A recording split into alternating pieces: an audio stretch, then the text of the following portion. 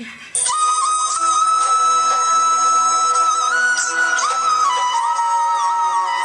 Everyone, welcome back to my channel.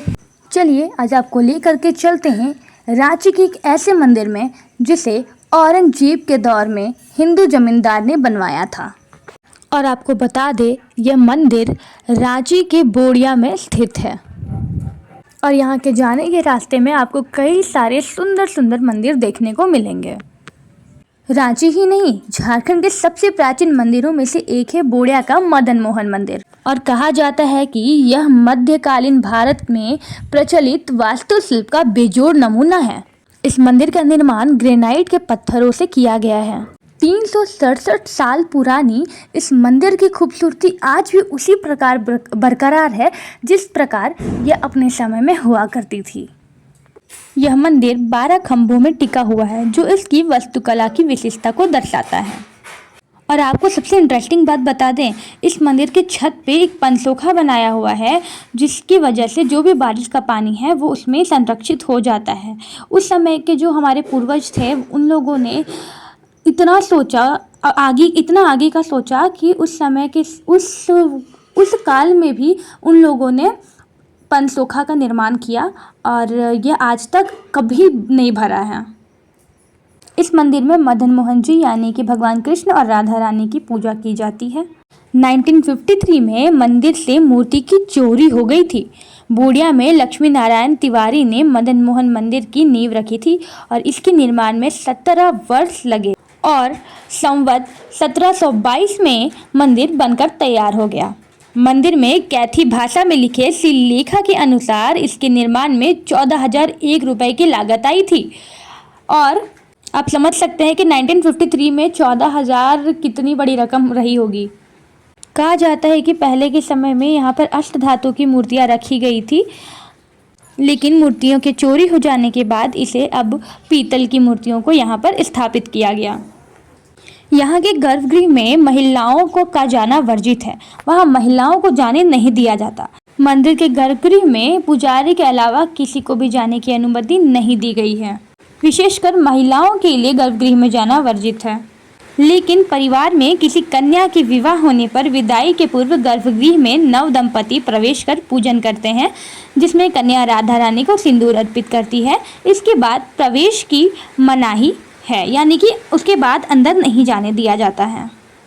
और जब किसी लड़की का विवाह होता है घर में तो यहाँ पे लड़का और लड़की जो उनकी बहुरानी होती हैं दोनों को मंदिर के गर्भगृह में ले जाकर पूजा करवाया जाता है और उसके बाद जो बहू होती है उनको वहाँ जाना मना है, मतलब वहाँ अंदर नहीं जाने दिया जाता।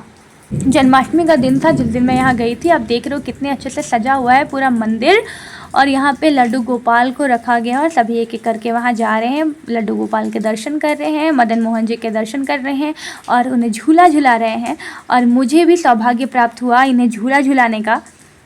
देखिए कितने मनमोहक हैं ये मदन मोहन। और यहाँ पे शाम में प्रोग्राम रखा गया है जहाँ पे राधा रानी और कृष्ण भगवान की कुछ लीलाएँ दिखाई जाएंगी।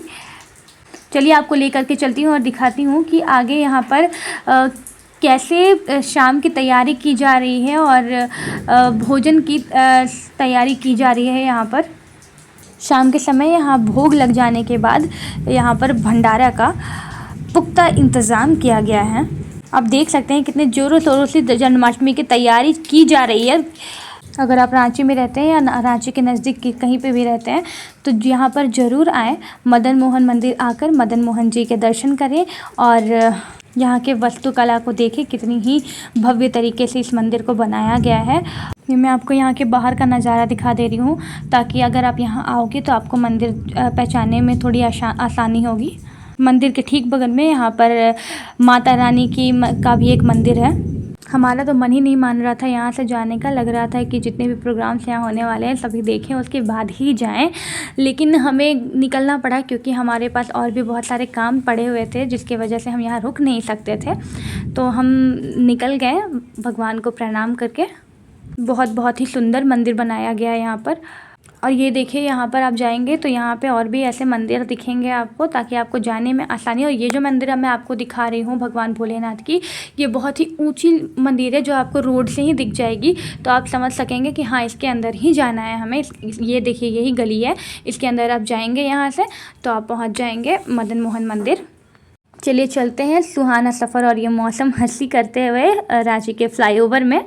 और जाते जाते हमें ये दिखा ओटीसी ग्राउंड पहुंचने से ठीक पहले कि यहाँ पर भगवान कृष्ण की झांकी जा रही थी। थोड़ा सा मैंने कैप्चर किया, पूरा कर नहीं पाई क्योंकि यहाँ बहुत ही भीड़ था। तो थैंक यू देखने के लिए, आगे और भी वीडियो के लिए बने रहे। Bye bye.